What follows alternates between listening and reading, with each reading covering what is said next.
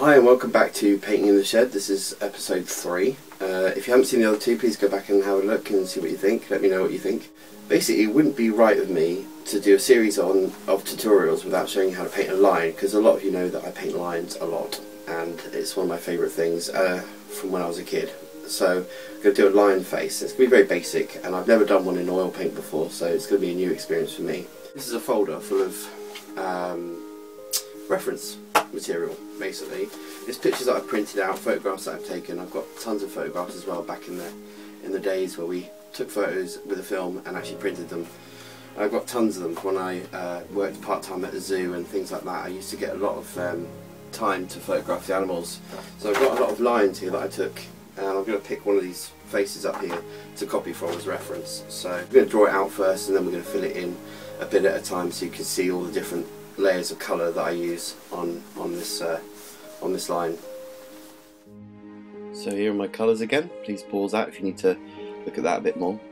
So I always start with a drawing, and I'm using an oil pastel, a black oil pastel, because that will mix with the oil paint once I start painting. So lion's face, use some lines, look at the picture. I'm copying my own photograph here, so I'm just putting lines like in the centre, across the middle, where the middle of the face is, and just keep looking at the image that you're copying, because that's the best way to get a nice drawing. And you can spend as much time as you want on this as you like.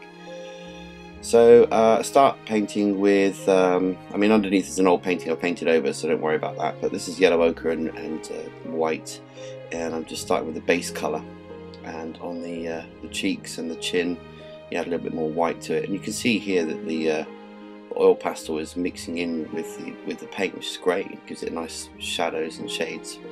Here I'm adding a little bit more yellow ochre and a little bit of burnt sienna into there, a little bit of burnt umber as well. Basically I've got the three browns, got the yellow ochre, burnt umber and burnt sienna, and I'm sort of using these colours basically throughout the whole painting. So using the photograph, I'm just copying where all the dark areas are, putting in shading around the cheeks and stuff here. This is just a round brush, bristle brush. I quite enjoy doing lines. They're quite a nice simple image because it's straight on. It's not too difficult to do a line straight on. It's a little bit more difficult to do a side-on view of a lion's face. So here I'm using a small brush, just adding a little bit more white onto the cheeks here. It will mix in with the oil pastel. Yeah, this is burnt umber. Straight onto that nose there, just getting the shape right using a small brush. A little bit of black as well. I think I used a little bit of black on this painting as well, so I'm not sure I listed that as colours, but I used a little bit of black on some of the really dark areas. And you know, the lion's face is quite dirty and grey really when you look at the actual photograph, so I'm quite pleased that this is all sort of mixing together. I'm not too worried about it, just blocking in the colours, and the eyes are just blocked in with burnt umber and probably a little bit of blue in there as well, actually, just to get that dark colour. Lions have these little markings above the eyes. You want to set the eyes in the face there, so that's why I'm sort of mixing the black around a little bit, just to get those eyes to look like they're sitting on the face. Across the nose, you'll find shades of colour going up and down the nose, but going across the nose is quite good as well, getting some shading across the nose. Now I'm blocking in the mane, blocking in some of the colours here. It's all that's just burnt umber now and burnt sienna, blending it all in, adding where the ears roughly are. The ears are hidden by the mane, but you can put in some dark patches where the ears would be, just so that you know where they would be. So you might see a little bit of that coming through the mane.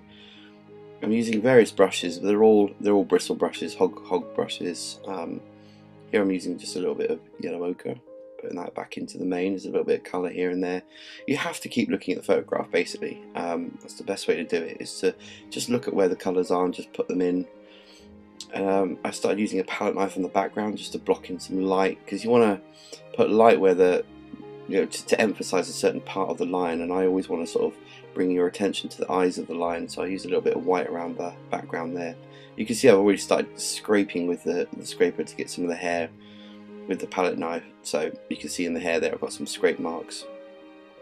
I'm going back to the face now, adding more shade to the face because I realised it was a bit too light, so I'm just going back and mixing in. I'm not putting too much on my brush. This is how I do the eyes. I use just a little bit of yellow ochre in the eye there like that, and that mixes in with the black, and you want the ends of the eye to sort of blend in with the black really. so the eyes look like they're deep set, and then a little flick of white in the eyes as well. That brings a little bit of life to the eyes. Put a little bit of white in the eyes. On the nose, I'm adding a little bit of white to the burnt sienna and burnt umber, just to bring out part of the nose. Because if you look at a lion's nose, there's two big nostrils inside that nose there. So they've also got these little dark markings under the eyes. I'll put some of that in there. Going back to the chin, getting some nice dark black around the chin and the mouth there. Adding some highlights back in, so you can keep going back and forward with it. You know, if you're using a small amount of paint, you can keep, you know, layering different layers on. The background, I'm just using the same colours as the lion, but I'm sort of, well, there's the big brush again, just to blend some of those colours in, just to cover the background really. You want to get it covered. You can see here it's nicely blended. Got half of the canvas quite dark and half quite light where the light's coming in. Adding some little touches to the nose, a bit of highlights into the mane as well.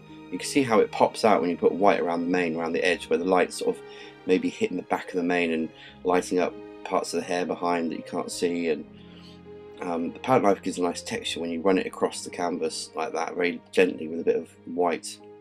And there it is. Just scrape a lot of paint with a palette knife and you're done. So it's finished. I'm quite happy with it for my first oil painting of a lion.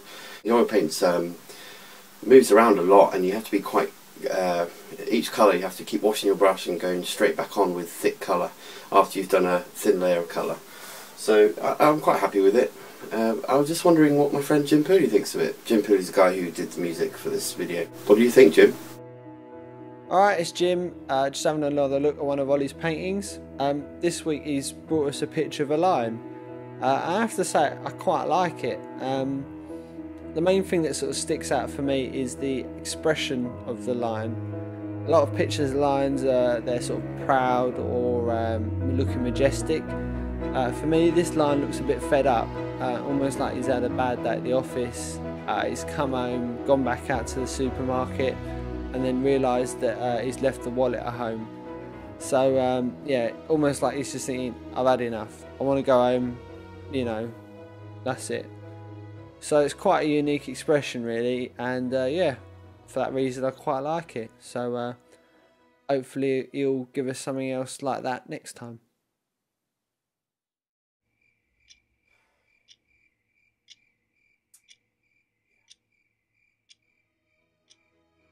Christmas coming up soon, the Christmas one. Hopefully it will be something nice and festive for you. But thanks for watching this video. See you again. And don't forget to subscribe, and also if you want to buy this painting, please let me know. Just send me an email and we'll talk about getting it to you. Thanks. Bye bye.